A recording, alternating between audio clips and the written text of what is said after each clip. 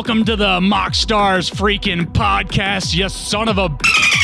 My name is Jordan Garcia, and I'm bringing double the energy because we're down a body today. It is me and my good buddy Evan Kunai. Yo, what up? We are missing Chris Ritter today, the third and most illustrious MoxStar. His presence will be missed, no doubt. But we can't dwell. We must move on. We must have an episode for our Friday listeners. You guys are devout, and we promise that every single Friday, we'll have it there, except for the ones that we don't. Okay, before we get into our main topic, which is going to be talking about modality, we have an intro topic talking about Phyrexia, all will be one spoilers. There's not a ton out, but we're starting to get some spicy things, and we just want to start talking about them. Open the dialogue a little bit. Get ready for pre-release weekend, even though that's not a fucking thing anymore. Before we do all of that, guys, check us out on our socials. We got our link tree down below. Instagram, Facebook, TikTok, Twitter. We got our YouTube channel. Like and frickin' subscribe. You want updates, hit that bell. You can find us on pretty much all the podcast platforms, too. Anything else, Evan? Did I miss anything? No, we do have a cardboard cutout of Chris in the mail. It's on its way so that when he's not here, it will be. I have something to look over to, and it gives me that disapproving look that that's sweet, I love so much. Smile. All right, so getting into our intro topic here, we're looking at some pretty hot Phyrexia and all be one spoilers. So, Evan, you picked your top one. I picked my top one. Why don't you start us off here? My top one is actually it's Kaido. Is it Shifting Shadow? I can't Dancing remember. Shadow. Dancing Shadow. I closed my link for... Kaido, Dancing Shadow, 2 blue-black for a 3 loyalty planeswalker. Holy shit, this text is really small. Whenever one or more creatures you control deal combat damage to a player, you may return one of them to its owner's hand. If you do, you may activate loyalty abilities of Kaido twice this turn rather than once. All right, I'm taking over from here. I got it back. All right, what are those abilities? I goofed. I didn't have it open. But +1, you can up to 1 target creature can't attack or block until your next turn. You can pay 0, draw a card, or you can -2, create a 2/2 colorless drone artifact creature token with Death Touch, and when this creature leaves the battlefield, each opponent loses 2 life and you gain 2 life. Now, I actually, the reason that I picked this card is because Phyrexia all is one, or all will be one, is one of those sets that is reminiscent of War of the Spark. We've already known that there are 10 planeswalkers. Some will be completed, some won't. We have an inkling on some of them. But we haven't seen a set like this that has this many planeswalkers since War of the Spark. And so we're getting a lot of these static effects that are playing into the depth of the set. It's going to be crazy to see how they balance this all out. We saw Koth as well, and Koth seems a little underpowered compared to this. I actually really love this. This is awesome. It's a really clever play on ninjutsu.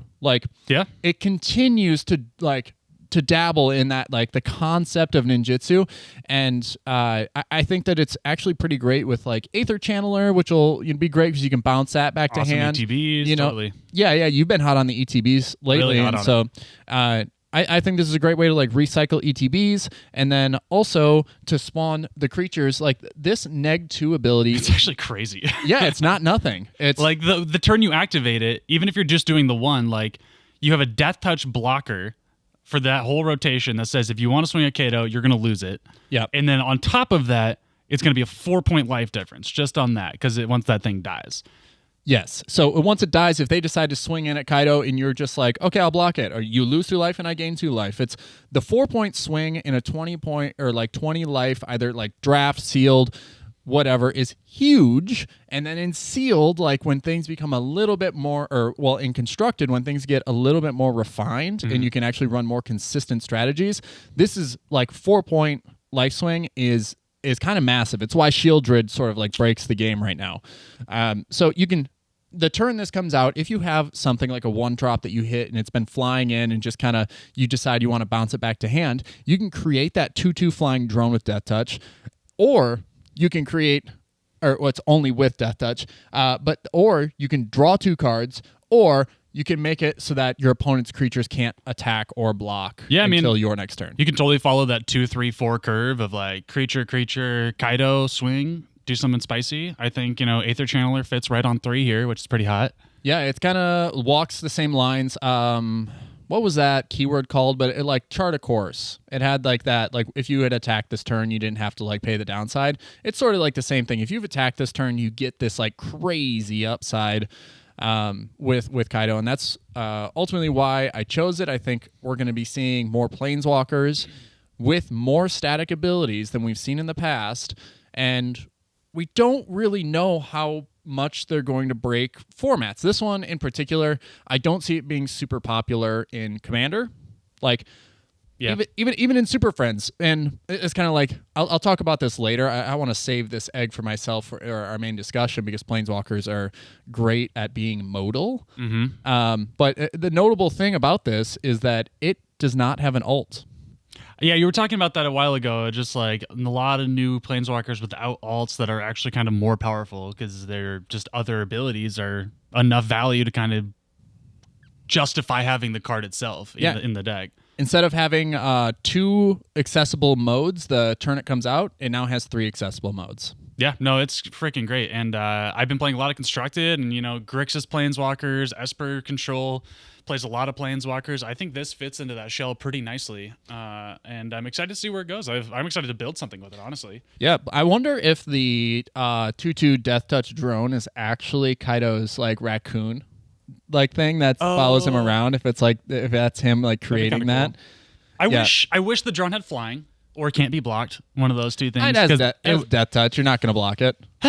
Yeah, just like I don't know. Wedding announcement is a thing. Like all these 1/1s are just like all over the place. So it's not going to be as easy to get the trigger as we think just off the 2/2. I think you need to be relying on a deck kind of building around that a bit of an ability. Having a flying token would be fucking great. Brazen Borrow maybe goes in this, just guaranteeing that. Yeah. Also, Brazen Borrow is pretty lit, by the way, because you're bouncing it back to your hand, and then you have the source or the adventure back up. Just thought about that on the fly. What it do? That's hot. You got anything else on this card? I mean, like, I think that when you're curving this thing out, there's more to ninjas than because this fits your 4 slot. But we've been talking about a ninja lately, just in our off the record discussions. And that is Thousand-Faced Shadow from Kamigawa Neon Dynasty. I've been teching it because I've been thinking about playing a Skycat Sovereign deck on Arena, and it's the perfect 1-drop, right? And then but the thing is that crazy 1-drop. Yeah, it's crazy 1-drop because it's a 1/1 flying ninja that pretty much allows you to get through for your ninjutsu trigger, and then it has this crazy ability that I always thought that it like came in as a copy. But it's even better than that. It creates a copy. It comes in and hits for 1 as you ninjutsu it in. It's coming in tapped and attacking, and it's creating a token that's a copy of another attacking creature you control that is also tapped and attacking. So It can be kind of crazy. And I think that it costs 4 mana to ninjutsu it. So this Kaido, that card, I think fall into that same slot in a way, just because you're spending 4 and you would spend 4 on this otherwise. But it does like allow you to rinse and repeat that ability, that ninjutsu ability. Yeah, speaking of modality, there's a modality in casting cost that fits 2 different slots. It fits a 1-drop and a 4-drop slot. Yeah, it's a very broad subject we're talking about. I think the more we think about modality, the broader it gets just in scope. We realize how many options there are throughout the game. But that's our main topic. Simmer down. Well, I was going to give you your time to... The last thing I want to talk about with this Kaido Planeswalker is it kind of actually gives you a new pivot point in the whole Nujitsu thing because it is kind of a figured out strategy, but they've been adding some upgrades to it like this. I think it's really interesting that his ability can trigger after you ninjutsu something, and then you hit the combat damage. You get the whatever. Usually those have a combat damage trigger as well. So you get that one. You'll get the Kaidos. You'll bounce it back to hand. You'll have already had whatever you ninjutsu'd back into hand, but now you can activate Kaido twice. So unfortunately, whatever you bounce back in hand is not going to have. There's going to have summoning sickness for the following turn, but if you're tapped out, you can still activate Kaido twice, create a token that's going to let you swing through. So you're essentially just getting to recycle your ninjutsu creatures, which are typically the thing I feel like I run out of the most when I'm playing ninjutsu. Like once it's on the battlefield, sometimes it's just hard to kind of keep that system going. And I think Kaido just fits in naturally in that slot because you're doing it anyway. You're doing exactly what you want to be doing, and he's kind of paying you in advance for doing it. Yeah. And setting you up to do it again. Yeah, it's essentially any unblocked creature that you can send through has ninjutsu. Almost pseudo jutsu. Yeah. You know? And I think that is like you can play ninjutsu creatures, or you can also just play have to. ETB creatures too. Like there's plenty of ways you can just make this card really freaking good. I think. Yeah, you know, and we saw it with the Umezawa card that is just like sometimes ninjutsu, like giving something in your hand ninjutsu, like a Blightsteel Colossus is kind of crazy. Mm-hmm. So like this sort of like is on the other side of that ninjutsu effect, which is really cool still. And I think the first Kaido Shizuki we saw even had that little bit of like ninjutsu built into that as well, where it like came in and then would phase out. It would protect itself for a turn. Ability. Yeah, and then it would come back in. So this card overall really cool. Really like it. Very flexible. I mean, I've been seeing a lot of the new Urtai around, the 2 blue-black legendary, and because he's got the ability to counter something on the stack or destroy something, and he's got flash. So I think I could see definitely a Dimir control list where you flash him out at the end step, resolve your ability. Then next turn on your turn, you swing. He doesn't have summoning sickness. Bounce it back to hand. Set up another counterspell. Yeah, there are definitely limitations to this too. So Kaido only allows you to return 1 creature that has dealt combat damage. So it says whenever 1 or more creatures you control deal combat damage to a player, you may return 1 of them. So it's not like you can just bounce your whole board back for a board wipe and like, control the board that way, because I mean, you essentially still technically could if you wanted to do some like Esper mid-range board wipe control, play Planeswalkers. Yeah, I'm just picturing this Urtai like countering a spell, swinging, bouncing it, drawing a card, making sure their creature can't attack me next turn, and holding up Urtai for another counter spell seems fucking awesome. Yeah, the only 2 creatures that I am currently seeing as like must-haves in this deck that plays Kaido are Brazen Borrower and Urtai, and maybe the Aether Channeler. I've been pretty hot on that card, but it does draw you a card. I mean, it just doesn't have any evasion to like flying or unblockable or whatever. I mean, if you're playing, I don't know if this is too slow for Modern, like the way I see it at the moment. So like I was thinking like Dothy, because it's probably too slow. Yeah, I could see a Pioneer deck. Like I could see a nice little Pioneer historic, Planeswalker control deck that pivots around this. Plays on its back foot, the Brazen Borrower just bouncing things. Any advantage that they might get, you just bounce it back. So put an Esper in there, and then you got the wedding announcement. I was saying with 1/1, you can bounce a 1/1 just to get 2 loyalty triggers, like on the low end is freaking awesome. Yeah, wedding announcement might be one of the best white enchantments ever introduced to Constructed. One of the best legal cards in white right now, I would say. Yeah, standard, Pioneer, historic. It's amazing. Watch out for it. All right. I think enough on Kaido. You feeling good? You feeling Gucci? I feel like I got it all out there. Trey Gooch. Trey Gooch. All right, let's move on. I got one card I want to talk about before our main freaking topic. It's a doozy. It's a big one. It's a big one. We've been talking about it since it was spoiled, probably 2 weeks ago at this point, and holy crap, my opinion has not changed. I think it's probably one of the most powerful cards that I've seen this year in a year's worth of cards. It is Blue Sun's Twilight. You guys tell me in the comments below if I am high off my rocker right now. But this card reads to me that you just pay 2 mana on top of whatever they spent on their creature, and that's your creature now. That is exactly what it says. If that creature happens to be 6 or greater? If X is 5 or more, create a token that's a copy of that creature. Yeah. So it's gain control of target creature with mana value X or less. And it's X blue for sorcery, so I didn't say it. But holy God, we've seen this effect in the past, and pretty much it is unplayable every single time we see it. The best option outside of limited, obviously I'm talking Commander, is Treachery with the ETB getting to untap 5 lands. That's a $100 card now. And it is just a dog shit card in comparison to Blue Sun's Twilight. Blue Sun's Twilight is just a sorcery that says X, blue, gain control of target creature. If X is 5 or more, create a copy of it. I think this is insane if you hit a 2-drop creature. I think this is insane if you hit a 5-drop creature. It doesn't matter where along that spectrum you're hitting it. it is just going to swing the game, especially in the decks that are built for it. I will say that I play a ton of mono blue control in Constructed, so I might be slightly biased here. But what this offers to a deck that doesn't mind a double blue pip, usually means that you're not the aggro deck. It usually almost always means that you're not the aggressor if you don't mind a double blue pip.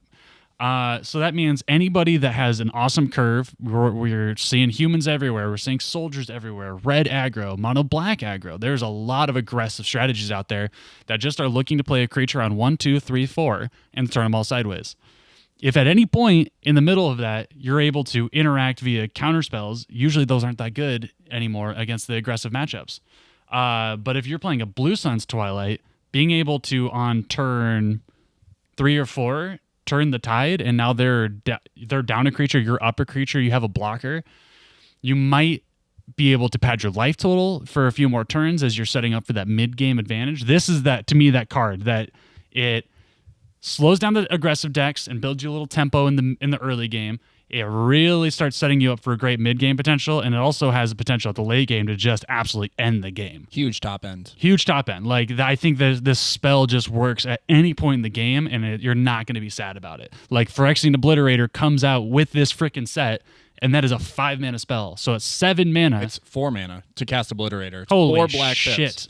So X is, here's a great thing about this spell is it says X or less. So that means that you can pay extra and then still copy whatever spell. So you don't need to copy a 5 CMC creature. Correct. And that's where I was going to say is that Wizards of the Coast has been very careful with their wording, and I think they may have made a mistake in the wording on this card because the way it's worded makes it far stronger than if it was worded this way. If it had said, gain control of target creature with mana cost X or less, or if X is, and then if X is 5 or more. The thing is, it says mana value, which means that for 2 blue, you can take control of any target token that an opponent may have created. So, there's just a good chance it's like someone's playing some copy effects or whatever. It's just like, oh, that's mine now. Like that's a pretty big deal. So if someone creates a token copy of their Obliterator, it's like, oh, now this becomes 2 blue instead. And I think that's Fable the Mirror Breaker. You get their 2 blue, take their goblin. Usually you try and kill the goblin before it can attack and get a treasure. Actually, right? Yeah, that's actually great utility there. You can just straight up pay 2 blue before they even get the attack off. And now you have a goblin that next turn attacks and makes a treasure, exactly. And they are going to want to remove that. So now they're going to burn a removal spell on it. Yeah, these blue cards, like these blue theft effects, never have like untap it, it gains haste, and it can attack, whatever. Which is fine. It's fine. This card has such a low, it hits such a low curve, so you can play it at 2, and it still has potential, especially against one of the most playable cards in any constructed format, which is Fable the Mirror Breaker. Right. And it just scales the further up you go. And I think if you end up playing on your back foot, like you said, 2 blue pips, just insinuates that you are playing on your back foot when you play this. You're playing more of a control shell. You end up creating a board advantage that is just overwhelming at a certain point, because these, now I think Blue Suns Twilight here is amazing in Commander, because that is a format where you can generate an insane amount of mana very, very quickly due to it being an eternal structured format. It's also just a format that goes late into the game, so Yeah. you're going to have a huge potential with this card. Right, there's just more potential with it. Everybody wants to drop their big fat fatties, and if you can pay 2 more mana than whatever they spent on that, Exactly. it's now yours. But in Constructed, when you're thinking about when you're in Commander and you're building out your curve, right? There's a much higher curve. There's probably a higher density of bombs. You want everything to be relevant. And this says you get to take control of that. So it can steal commanders. It can do all of that. But in Constructed, your curve tops out slightly because you need consistency. And so there aren't as many bombs because there aren't 3 other players at the table. But I think that whatever your opponents end up topping out at, whether or not they're playing creatures, I think this is still pretty viable. Yeah. It's I think 2 mana above whatever the top of their curve is will always be in reach in Constructed. Yeah. And I guess today I played against a couple Approach to the Second Sun decks where someone will very rarely win through no creatures It happens sometimes. It happens sometimes, but you, as the blue deck, are usually prepared for that, right? This is the answer to the things you actually have a hard time answering, which is the aggro decks, like the creature heavy decks, the soldier decks. Like this is going to really give, I think, a huge boon to those type of control decks, which have been struggling a little bit as of late with just the sheer number of like pure aggressive strategies we've seen lately. Yeah, in Standard, for the next 2 years, as long as this card remains in Standard, it will be a menace. I'm so excited to see what this freaking card does, man. Yeah, and now, like, this whole cycle, I mean, we're just starting to, like, see. We saw a very, like, shitty quality leaked photo of Green Sun's Twilight, and it's just not nearly as good as this one is. I just have a hard time believing any other one in this cycle will match how strong this is. Yeah, I mean, for how much shit they give Urabrask, I doubt that the red one is going to do anything. You know, like, they've been... That's where they go all out. Yeah, right. They're like, hey, this red one's an instant, and if X is 5 or more, you deal 5 damage to all creatures. You know, stand by if that happens. We'll be here for spoilers for you guys, for sure. Yeah. The last thing I want to talk about Blue Sun's Twilight, especially in a constructed 1v1, not even constructed, in any 1v1 situation, I think it's amazing because it is not even a removal spell, which is exactly a 1-for-1. You spend 1 card to remove 1 creature. It is a 2-for-1 because you spend 1 card and now you have a creature and they still don't have a creature as if you had used a removal spell. If you hit the X's 5 threshold, it is now a 1-for-3, which... Tell me any other card legal in like Standard, Historic, anything that is a 1-for-3. Yeah, without some sort of like chance. You know, like usually when it's a 1-for-3, it's like look at the top 12 cards of your library and, you know, pick any, you know. And you still have to cast them. You still have that chance where like the RNG where, you know, after you shuffle, there's a good chance you're not going to have 3 targets. Yeah. So this literally says, hey, if there's a viable target, this could potentially be a 3-for-1. If you play this on 7, it's a 1-for-3. You've spent 1 card, you get 3 things out of it. It is absolutely awesome. Yeah, it's definitely those small little nuances that create these overwhelming moments that break parity beyond control. Like you just opponents concede when these things happen. Yeah, this is also it's a very tilting card sometimes. Yeah, if you're in a heated match and you resolve that and you take their best creature and copy it, you'll probably see some scoops. Yeah, I think as far as X spells go, we haven't seen one this good in a while. I don't want to say that it's a Finale of Devastation because Finale of Devastation just, you know, wins the game. It actually has a line of text that says you win the game. Yeah, literally. Yeah, but this one comes close. If we're talking about like this comes close, it's a middle ground. It's very good, and it's just way better in a constructed format than it is in Eternal format. I think this is a great answer to Finale of Devastation. I think like this is a great blue counterpart to it. Like I don't think the Finale of Revelation, whatever the blue one. Talking about the blue one? Yeah. I think that is, yeah. Yeah, because Promise is red. I don't think it's nearly as good as obviously as Finale of Devastation. That's freaking fantastic. But if this was the blue counterpart, it's even the same mana cost. X blue instead of X green, right? Yeah, I would even be excited to see what Black Sun Zenith does for this too, because Black Sun's Twilight. Or Black Sun's Twilight. Yeah. Yeah, I mean, we'll stay posted, guys. We'll have more Phyrexian spoilers coming up. Yeah, very bright future for this set. Yeah, really, really exciting that, like, you know, we only have a few cards, and holy crap, they're coming out swinging. This is actually a crazy card, and I'm really, really excited to see how it kind of impacts the format as it comes out. We could have had a whole episode on Elish Norn. Like, there are so many ETB effects in white that it's just like, oh, what could we possibly bring up? You know, if you guys have watched the Game Nights episode where Josh Lee Kwai plays the Elish Norn, you see the interaction that you dream of, which is Elish Norn on the battlefield, and you play a Skyclave apparition, and you just go, "Yep, that's exactly what you want to see." That's exactly the first thing we came up with too. Yeah, yeah. So you'll love to see it. I think that it's just kind of a crazy card in general. Well, stay tuned. We'll have more Phyrexian spoilers and a lot more coverage on the set as it gets spoiled. But for right now, we're going to move on to our main topic discussion, which is about modality.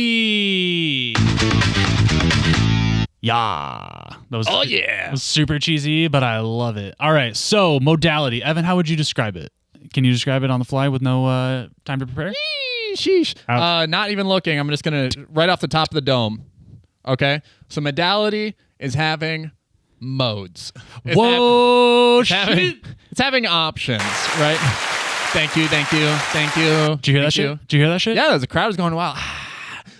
Modality for me is having options, whether it's costs, whether it's abilities, whether it's targeting effects or whatever. It's like we saw this like kind of grow and develop, and it's been developed more in the last like few years, which is why it's noticeable. And it's why it's procced this conversation. Adventures in the Forgotten Realms really kind of pushed it forward with all these like common and uncommon modal spells with like, That's a very good point. Yeah, I think that was a great turning point in that. Yeah, you happen upon the villain's lair. That is a perfect example. I would say first, I think that there's 2 points of modality that we're kind of talking about here. There's modal abilities, and then there's modal costs, is how I would say it. So example of like a modal cost would be like prototype creatures from Brothers War, You get to cast them on 2 different points of your curve, exactly what we're just talking about with whatever the Thousand Face Shadow. You cast it on 1, cast it on 4. Those things allow you to, and same with completed Planeswalkers, you're getting to pay the 2 life, it lets you play them on a different curve and kind of gives you different options to make your deck as flexible as possible. But more than that, I think we're seeing a huge boon to modal abilities.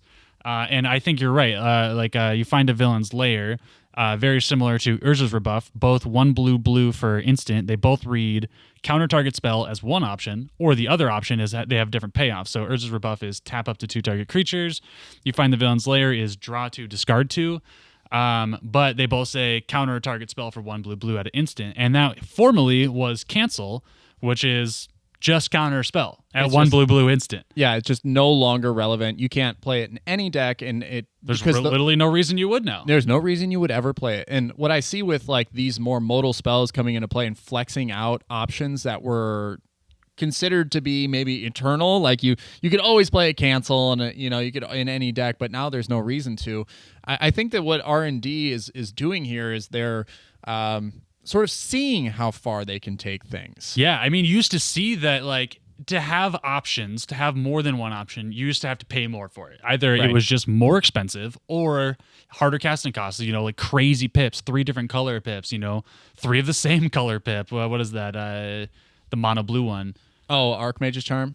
Yeah, there's Archmage's Charm 100% and everything like that. So we're just seeing that they're like, all right, maybe we can dial back on the additional costs. Maybe we can just start giving more abilities, more modality to our spells. Oh, I think you're talking about Cryptic Command. Cryptic Command, thank you. Yeah, because it was a devastating, it was a huge card back in the day, but I don't really see it popping up much at all anymore. Yeah, right? The craziest textless promo they've ever made. Yeah, good fucking luck remembering all those. Yeah. But yeah, it's just we're seeing that R&D is fine pushing the letter a little bit and like not increasing these costs while giving us more to work with on our cards. Essentially, we've seen it with MDFCs. We've seen it with, like I said, the counterspell. If you find a villain's lair, your Urza's Rebuff. They just keep printing set after set like these similar cards, but just change one thing, change another mode on it.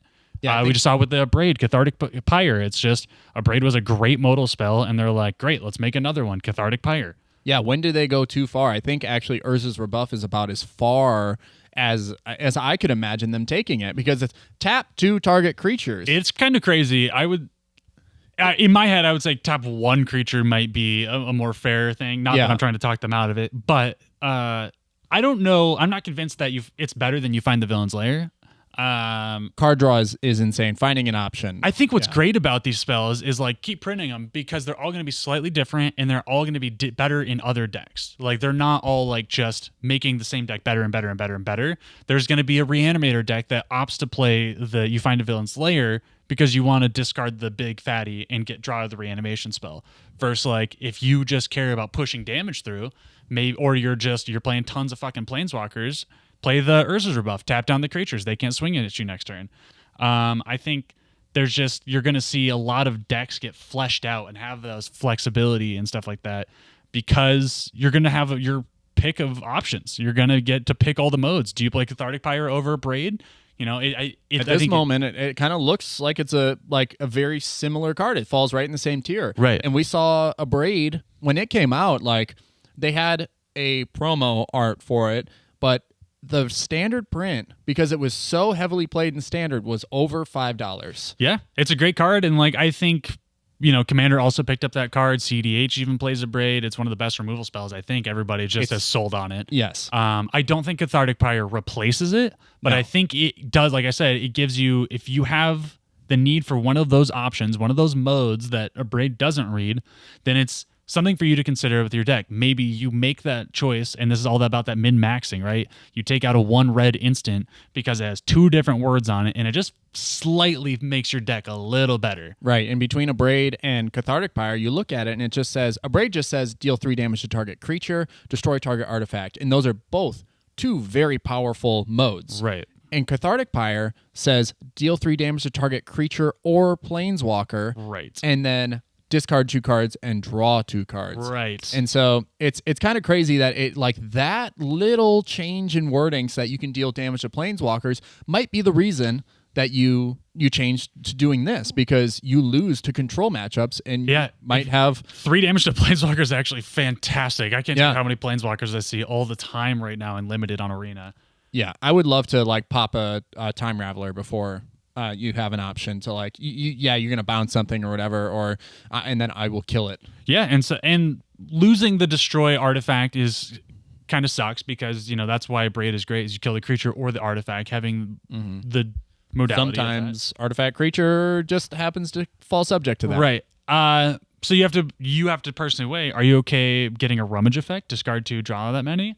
But for the deck that wants that and thrives off of that, maybe you play that over a Braid. Right. And that's just what we're starting to see. That's what we have access to now. Yeah, we're talking like Feldman the Third Path. This is just clearly better for that deck versus like playing a Braid. You probably won't play a Braid if you have this option for this modal effect to discard your targets to the graveyard. Yeah, it's even better, like talking about monocolor Commander. Like, how great is it that they actually have options to choose from now, instead of, well, obviously a Braid's going in the deck because I'm playing fucking mono red. Yeah, monocolored Maybe you Commander play decks. both. Maybe you play both, but like we're getting to the point where you don't have to. Like, you don't have to just play the card because you're in the color. Right, we're starting to see monocolored decks do the similar things to what other decks are doing, but just in their own way. And I think this modal, the way they've built these modal spells, actually helps those decks do it.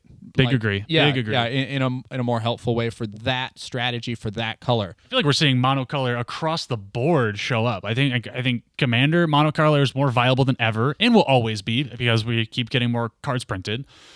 But with the modality of all these cards, with recent sets, like, I think there's been a huge boon to several monocolor strategies, and not even just singular decks, but full strategies, I think, have been pushed.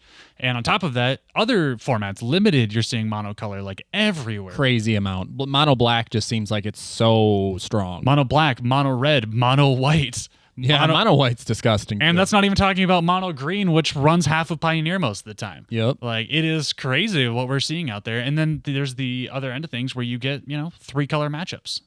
Yeah, and I think being clear, like modality, speaking, right? 5 colors gives you a lot of different options, right, in Commander, but it's not the 5 color pip commanders that are like really setting the competitive scene ablaze. It's always the monocolored with the 5 color identity that end up like kind of taking the stage there, like Kenrith and Najila and so on and so forth. It's like having the option to cast them for less, but having having the identity be 5 colors gives you the greatest flexibility, and you get the most options available to you. Yeah, the fact that they're starting to like open up the doors to monocolored strategies to like give them these options in their own way. I don't see a reason why I don't build monocolor anymore. Which is great, because I've always enjoyed it. I personally love building, like, especially in Commander, 2 color decks. I think 2 color decks are just the most fun for me. I really enjoy kind of having a refined thing and not too many options in the pool, although obviously with modality and all these cards and stuff, the options keep getting bigger and bigger. But it just becomes more viable than ever. Like, you don't have to take a lesser option, because there's just so many options now for good cards. Yeah, I used to think of monocolored Commander at like, I used to think about Gargos, Vicious Watcher, a lot, and my perspective has changed so much just in the last 6 months of playing more and more Magic. Like, monocolor is just crazy. There's so many more legendary creatures to give you the options that you need. So it's just really great to see, honestly. Yeah, getting to refine those strategies because more options are available now. Yeah, and I mean, reaching out even in alchemy, like I know we're kind of like have a boon against alchemy. We don't really enjoy it all that much. But it's funny that you say boon because it's actually an alchemy mechanic. It is, and I hate it. Like there's one spell that really in green that just like changes my whole like perception on modality because it's so powerful. Line up the shot is nuts. It's 1 green mana, instant speed, draw a card, conjure a card named Naturalize, conjure a card named Plummet. And so for 3 mana, you have that like instant speed option to either like destroy target artifact or enchantment or kill a creature with flying, or just for 1 mana, draw a card. Right. While I hate alchemy, I do think it's worthwhile to take a look at it because you get to see where R&D's heads at the time, right? Because that's kind of their, as far as I can tell, that seems to be their sandbox where they get to put little fucked up things that don't ruin actual like paper sets. Yeah.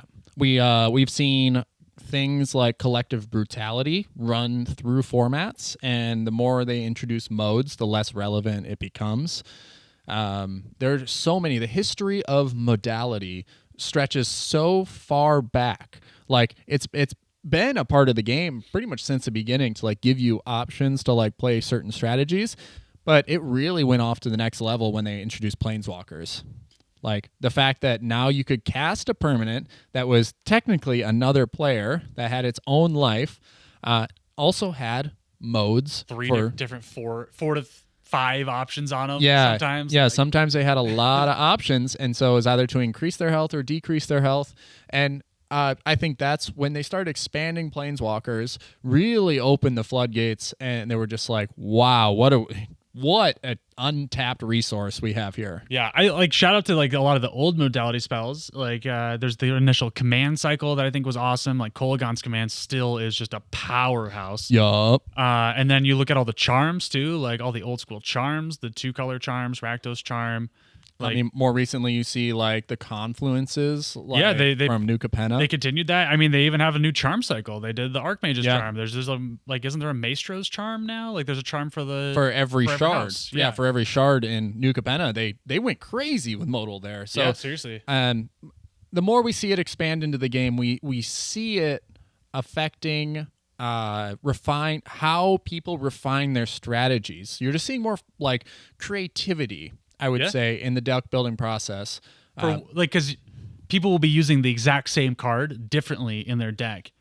And you'll be like, oh, I never even thought about that because it says 3 different options for it. You know, we oftentimes get caught with our pants down when Chris actually reads all of the text on the card, and we've only read it for one mode.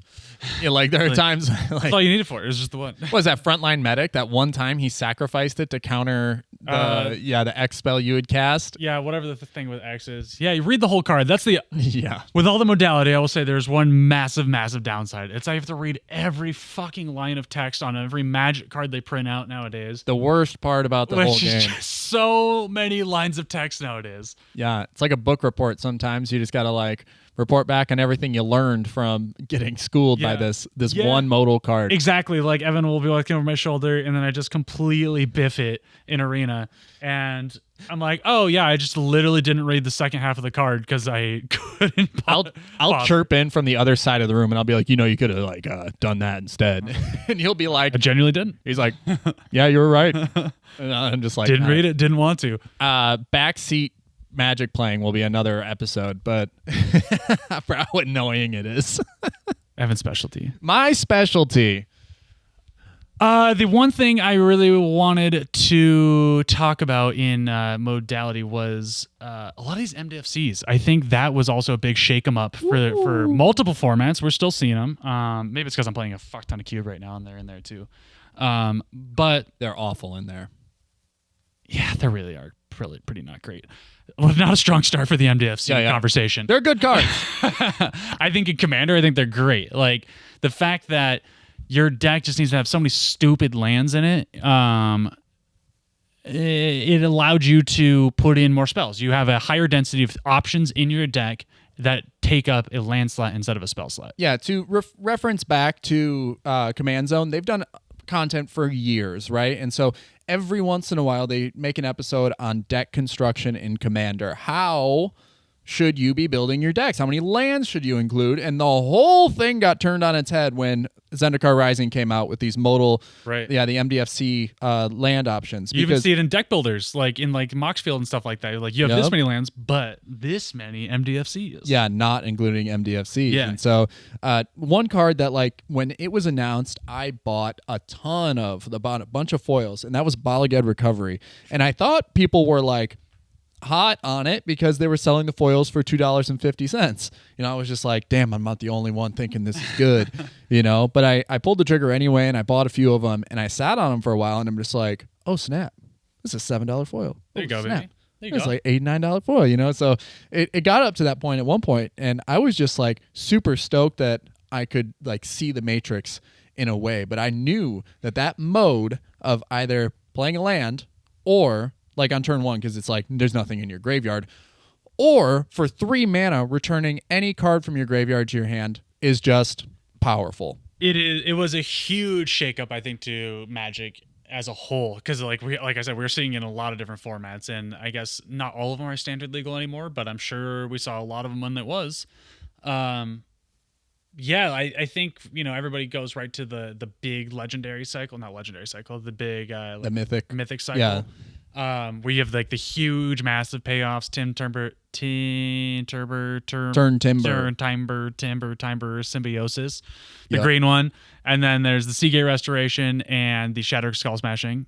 If I was to look back and like actually review these, I don't know if Aghanim's Awakening is my top. It's right there because it's still such a great spell to be able to reanimate like that many creatures with one single card, for if you have a ton of mana is great. I think that's really awesome, especially if you have a ton of mana available to you. I think Seagate Restoration is now the best. Really? Is the best version That's so funny. of those mythic MDFCs. I was going to say it's overrated. You think it's overrated? I think it's completely overrated. The amount of times I've cast it is once. Yeah. I think, yes, I know you're talking just the legend or the mythic cycle or whatever. I think Malakir Rebirth is probably my favorite MDFC. It's the one I play the most. Yeah, it's the one I've played the most. It's one that has had the greatest effect. Like Shatter Skull Smashing, there's a million better removal spells. I honestly, every time I cast Shatter Skull Smashing, it does not feel good. Like the rate is not good. Yeah, and it's like oftentimes you just can't kill a lot of things. It's like disagree. Catch me outside. Yeah, right. Let us know in the comments. It's just not that great to be sinking that much mana. It's almost like you're taking a turn off to cast Shatter Skull Smashing. It feels bad. Like it's regardless of how bad they are, it is still great that you can get an untapped land with another option on it. And I won't say that that's not the case, but I think Malakir Rebirth, even though it being a tap land, like it just gives you so much more flexibility on such a lower mana curve that it just becomes relevant so much faster that I think those are just significantly better. Balaged Recovery, Malakir Rebirth, Solindy Visions in some decks.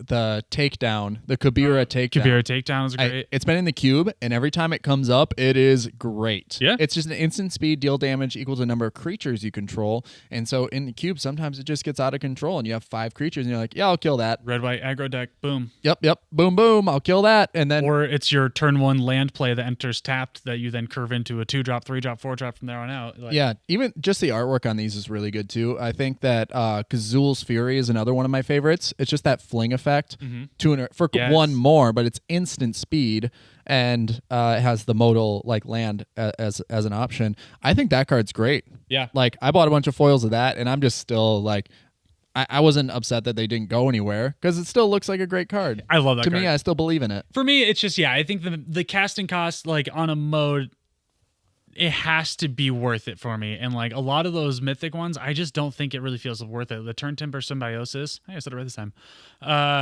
It's just another mono green vomit your deck out kind of card, which mono green has a surplus of. Just has better options at this So point. like, yeah, like sure, put it on a land slot, that's fine. But like it's not exciting to me. Like, but having a 1 black instant reanimate your creature that's about to die. It gets better with Prototype now that it's out. That gets better with Prototype, that kind of potential. Even a Balaged Recovery, like it's not a sexy card, but it's a card that just makes your deck work better every single time you play it. Yeah, I've even got Jawari Disruptioned. Like, I think that card. I think all. Not great in Commander, great in Cube though. Yeah, I think almost all of the uncommon MDFCs are better than the mythic ones. Yeah, they're and this just is not more even utility. This is not even talking about the pathway cycle, where it's the one type of land on one side, one type of land on the other side. Not even talking about the rare versions of these. Like, what's the one where you discard and draw that many? +1. Valakut. Yeah, Valakut Awakening. I hate that card. Yeah, I mean, I still think it's pretty decent. It's instant. It is having effect. options on a land, which is Yeah. good. Well, yeah. It's inherently flawed, I guess, in that way, right? So it's like having options on a land where the land is the other option. I just don't. And it enters tapped. It shouldn't enter tapped if it was going to be any good. Yeah, that one feels bad. But I do think like seeing, I guess because we have been talking about a lot about this cube. Yeah, I've been seeing a lot of those MDFC like pathway lands, and they're just fantastic. And I loved them the second they came out. I got a ton for Commander, like just 2-color decks. You just pick the one you don't have or the one you need more of, or Yep. it's fantastic. Yes, it's not a dual land. It does not come in untapped and tapped for 2 different types of mana. Doesn't have that modal effect. No, but just getting to choose on the fly like what you need, it's almost like having a modal effect that hits you on the right curve. It just kind of, it is the land you need when you need it, and I think that is awesome too. Yeah, one of the worst, I would say, in my opinion, that I've seen is Hagra's Mauling.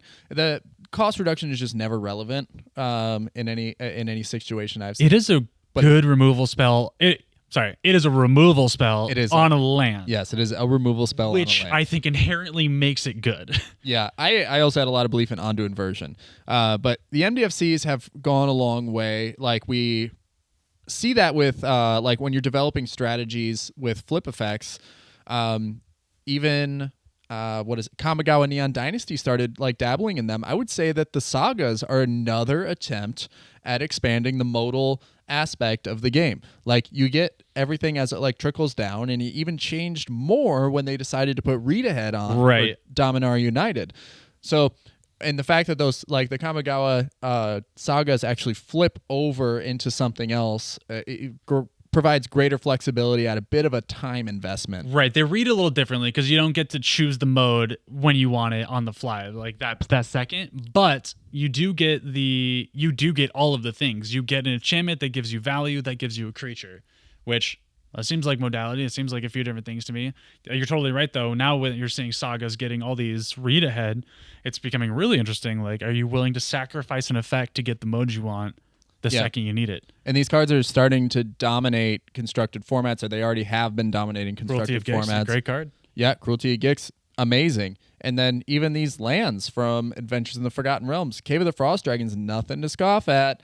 Yeah, getting way more man lands than any format has had in a very long time. Yeah, and Den of the Bugbear was a win condition in my Zakama deck. If you guys haven't seen or listened to our deck workshop, I'll post it in the description, but it's another win condition if you have infinite mana. It's like these modal options for lands, for just in general, these cards that they've decided to like expand into has ultimately sped up the game and warped how we see the game and how we play it today versus when we did in 2018, like when you started playing or even before that, you know? Yeah, totally. I think anybody out there who's getting into deck building, you really do, I guess more than deck building, if you're into that min-maxing, you really just want a beautiful deck that hums, you're building that machine, that engine, it behooves you to look at modality, to look at where you can sneak all these effects in that don't really bloat out the deck, where you have lands that do the thing your deck is doing, where your removal spell is doing the thing your deck is doing. That's what I do when I get into deck building. Like, when I get really into it, it is agonizing over the list of 99 cards. So, like, does this slot do the most it can at that slot for what I need it to do? And does it also somehow synergize with whatever dumbass strategy I'm trying to pull off? It's the running Cathartic Pyre over a Braid because you want to discard a Portal to Phyrexia so you can invoke Justice it. It's like, it seems crazy, but if your deck has a very simple strategy and then all the other cards that you just have to have in the deck also support that strategy just because of a fucking mode was stapled onto it, it makes the deck better. Yeah, I'm actually going through the process now. I've been streaming on Twitch these last few days, and so I'm actually building a deck in Historic, and I'm starting to play more Alchemy cards, but it's just this. Gotta to compete. Right, you got to be able to compete. And since I'm playing ranked, I want to climb this ladder. I want to be doing better. And that's like the journey that we all go through as Magic players is trying to like expand our options, see more cards, get more information, and learn and grow. And so actually every time I stream, I feel like the spotlight's on me to continue to grow and learn. And you guys are just like, if you hop on and watch the stream in the next like week or so, you'll see how far the deck has come. Like it's really changing every single time. And if you jump in, you're going to see that process because I'm just not ashamed of it at all. It's like, I'm trying this, I'm going in, I'm going to see if I take this hand and just see how these modal spells like play out and what strategies they're helping me combat and how they're like hurting me or helping me. Yeah, and I think that's what we've always loved about Magic, regardless of the format. It's what pulled me into it. It's just, building your commander deck, making it great, just really getting into the nitty gritty. We never keep things the same. We're never just like, cool, that's going to sit on a shelf. When I want to play it, it comes off that shelf and I grab it. Like, that has never been us. We sell cards back. We get new cards with the trade-in value. We build new decks. We completely rip things apart. We start over. We're always on that refinement strategy, always moving forward, always coming up with something else. So yeah, Evan's been streaming under MoxStars Pod on Twitch. Go check him out. Yeah, it's actually Twitch TV/MoxStars MTG. MoxStars MTG. Go check him out. It'll also be linked down below on YouTube.